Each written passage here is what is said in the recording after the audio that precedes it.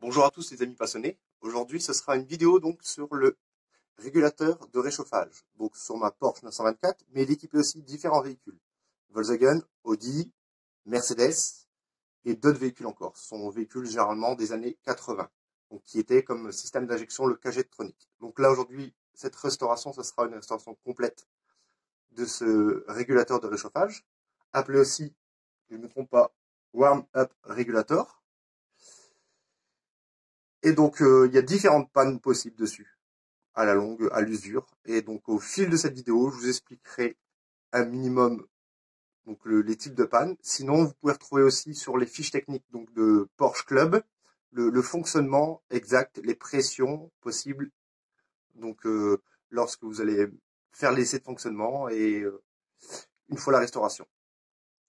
J'aurais bien voulu faire aussi une vidéo sur le distributeur doseur, sauf que j'ai déjà restauré le distributeur doseur, donc j'ai pas envie de le démonter, hein, au risque après qu'il fuit ou de l'abîmer. Et si j'ai l'occasion de récupérer un d'occasion ou abîmé, je n'hésiterai pas à faire une vidéo complète pour faire montrer comment on restaure ce distributeur doseur. Donc voilà, allez, je retourne la caméra et je vous fais montrer un peu les pièces nécessaires. Voilà ce que ça donne une fois le régulateur de réchauffage ouvert. Donc on a différents composants, hein. Donc là il y a le bilame, tout le système. Donc moi j'ai ouvert l'intégralité du réchauffeur parce que, alors, comme on peut voir sur cette partie-ci et peut-être sur celle-ci, donc là j'ai eu de la corrosion qui s'est formée. Donc j'expliquerai après les types de panne, ce que je fais, ce que je ne ferai pas. Donc voilà. Alors pour le restaurer, j'ai trouvé un site allemand. Alors aussi sur eBay on peut trouver le type de commande aussi dessus. Et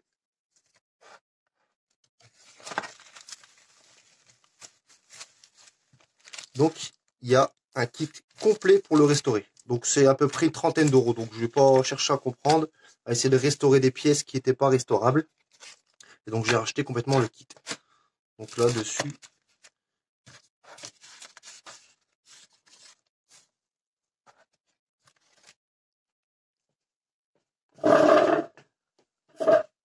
voilà, j'ai expliqué tout à l'heure que j'ai démonté l'intégrale de ce régulateur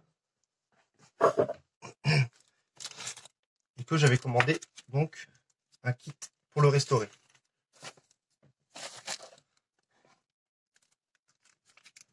Donc dans les différents kits à restaurer, il y avait deux choix. Alors moi je suis parti du coup sur le choix de prendre, je vais essayer de vous faire montrer ça. J'expliquerai le pourquoi du comment. Donc voilà les vis d'origine. Et donc j'ai décidé de prendre des vis en Torx. Parce que je trouve que lors du démontage, j'ai eu quand même du mal à défaire les vis plates. Le Torx pour moi sera le mieux parce qu'au niveau du couple et les prises en main, ça sera beaucoup plus simple.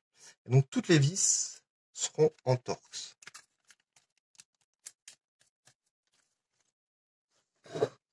Donc après, désolé pour les donc, je dois avoir pris un abonnement.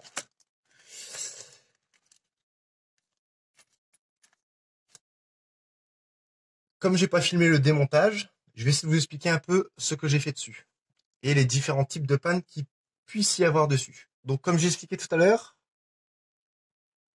sur les pannes qu'il peut y avoir, pour moi mon cas, c'était donc ce joint torique qui se situe ici, qui lui à mon sens était usé. Après on peut s'apercevoir il est quand même assez dur, pas non plus à craqueler mais assez dur. Donc après si vous voulez essayer juste de changer le joint torique, c'est faisable. Donc juste essayer de changer le joint torique. Et l'autre type de panne, et pour moi je pense que c'est cette panne là qui était prioritaire, c'est ici dedans, on peut voir un filtre. Et ça c'était complètement colmaté.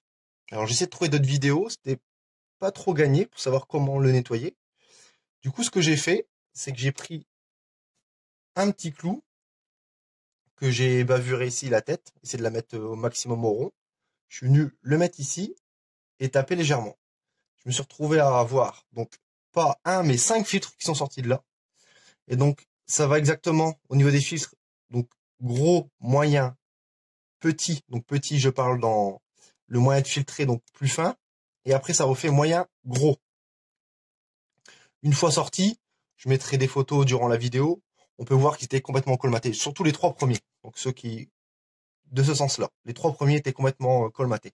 Pour les nettoyer, c'est pas compliqué. Nettoyer en frein. C'est parti assez facilement avec ça. Et pour le réintroduire dedans, je les ai mis en face, comme ça. Et je suis venu avec un tourillon de bois que je suis venu enfoncer en force dedans. Donc un tourillon en essayant de prendre le diamètre exact ici pour pouvoir les réintroduire. Et là, ben, j'arrive vraiment bien à voir le milieu, tout. Enfin, c'est quand même beaucoup plus propre. Après, moi, j'ai sorti cette pièce-ci parce qu'au niveau de nettoyage, c'était beaucoup plus pratique pour moi. Donc quand on voit donc, le boîtier, donc la pièce, elle sort par, que je me trompe pas, par ici, par le dessus. Donc je vous conseille par contre de ne pas dévisser ces vis-ci avant de le sortir, au risque d'abîmer donc cette partie-là. Sachant qu'il va y avoir un contact métal-métal avec cette petite lamelle là. Donc le mieux quand même, c'est que ce ne soit pas abîmé. Pour le sortir, du coup, on va essayer de repositionner ici. Je suis venu mettre une douille de 30, comme ça. Juste l'enfoncer un tout petit peu. Positionner, et je suis venu taper par-dessus ici. Donc soit vous prenez un cale de bois avec un marteau, vous venez taper sans trop abîmer, et il sortira. Avant de le sortir, bon, chose que je n'ai pas faite, mais bon, j'ai à peu près en mémoire l'espacement qu'il y avait. Il y a un petit espacement qui se retrouve ici. Donc une fois qu'il sera enfoncé. Essayez de faire un repère ou de mesurer avec soit un pied à coulisse ou avec un réglé l'espacement. Parce que cet espacement-là joue aussi sur le réglage de pression. Alors il y a beaucoup de possibilités pour le réglage de pression, notamment sur le bilame. Donc cette partie ici, qui est elle calibrée d'origine, d'usine. Donc là, ça jouera aussi sur la pression. Et à ne pas oublier que cette partie-ci aussi. Parce que plus elle sera enfoncée, ou moins elle sera enfoncée, ça jouera aussi dessus. Pour la partie extérieure, donc j'ai rénové ça à la peinture haute température, que j'ai mis après au four pendant une durée de 45 minutes. Comme ça, il n'y aura pas de risque que la peinture s'écaille, etc. Pour ces parties-là, comme moi, j'avais une légère fuite. Je suis venu après roder à plat sur du papier 1200 où on peut aller à 2000. Enfin, après descendez pas trop bas au risque de faire de trop grosses rayures. Donc vous venez à plat, donc une plaque en verre ou si vous avez un marbre, c'est l'idéal. Un peu d'huile sur le papier et vous venez faire des 8. Comme ça. Sur cette partie-là. Après, si c'est pas abîmé, vous le faites pas. Hein. Sur cette partie-ci aussi. Et donc sur le petit téton qui est là au milieu. On peut le retirer et sortir facilement.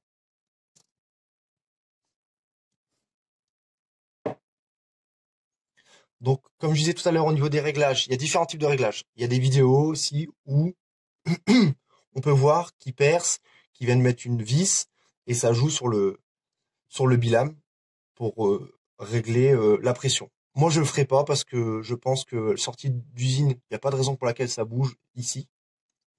Pour moi, c'est quand ça se dérègle, je sais qu'il y a un problème. Alors, soit le bilame est plié, soit, comme moi, bah, il peut y avoir une mauvaise entrée du carburant. Donc, sachant que l'entrée se fait ici, la sortie se fait là. Ou le joint torique qui soit complètement fuyard. De toute façon, vous allez le voir de suite à l'intérieur. La couleur, des fois, ça peut être rempli d'essence ou complètement oxydé. Ça vous donnera des indices un petit peu de l'état intérieur. Après, pour la présentation, je pense que j'en ai fini. Et là, on va s'attaquer du coup au remontage. En vous expliquant un petit peu le pourquoi je commence par ça et le pourquoi je finis comme ça. Donc moi, comme j'ai tout ouvert, on va commencer par cette partie-ci à remonter. Donc là, il y a donc un joint torique qui va venir ici. Et après, il y aura cette lamelle-là de ferraille ou d'inox, j'ai pas vérifié quelle matière c'était, qui viendra en appui ici. Donc moi la mienne était abîmée. On voit un peu, enfin,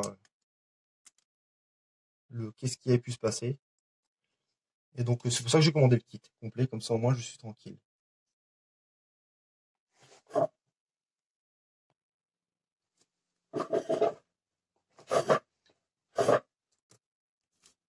Dans le kit, tout est bien détaillé en fait, hein. Chaque pochette est bien différenciée pour le remontage.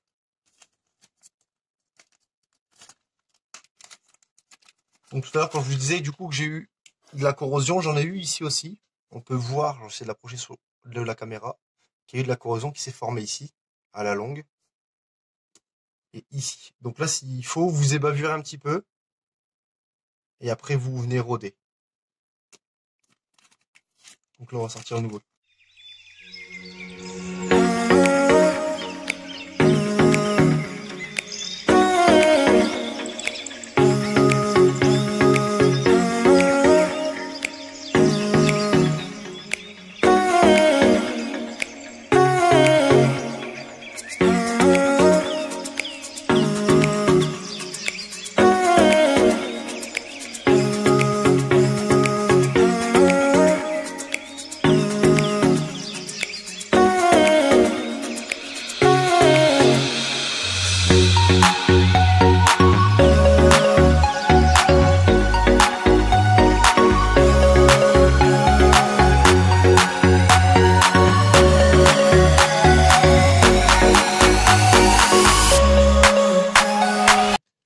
Cette partie-ci est remontée.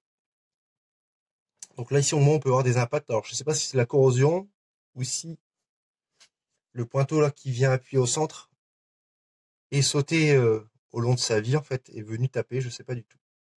Donc là, on peut procéder du coup au remontage dessus. Donc là, on vient l'enfoncer du coup. On s'aligne.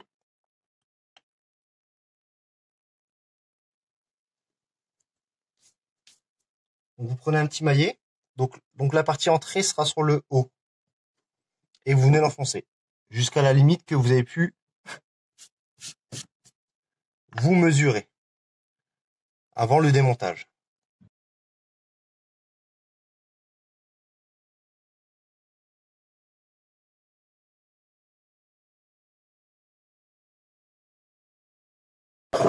Donc une fois arrivé là,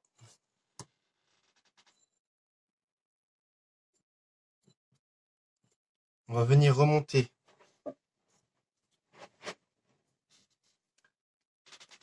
le bilame.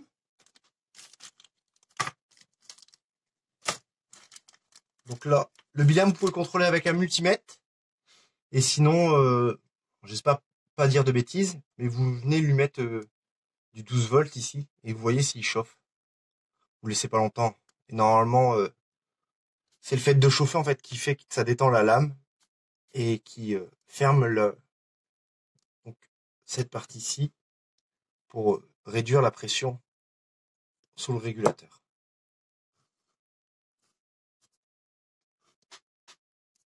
On va changer le joint.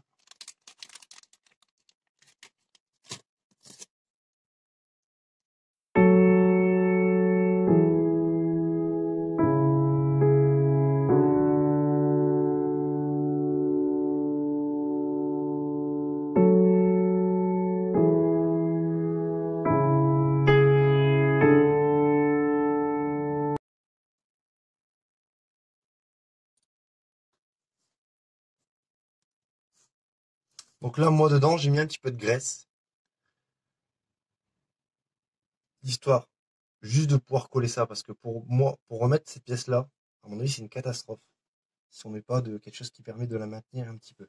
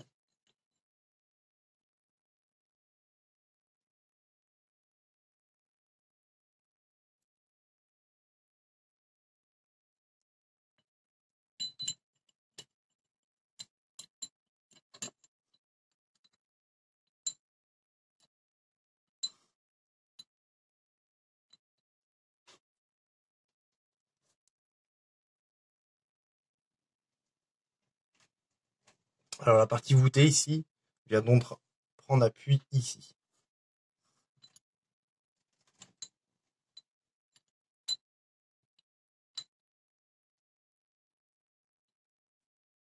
Du coup, on peut remettre le bilame avec cette petite agrafe qui va tenir la prise.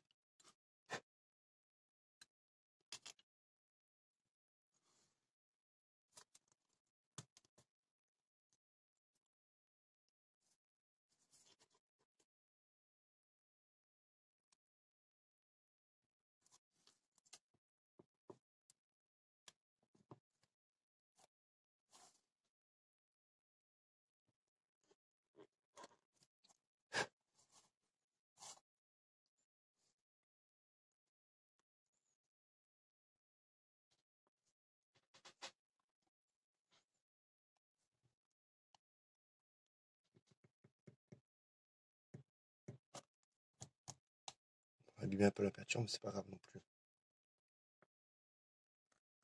Voilà. Donc c'est enquillé.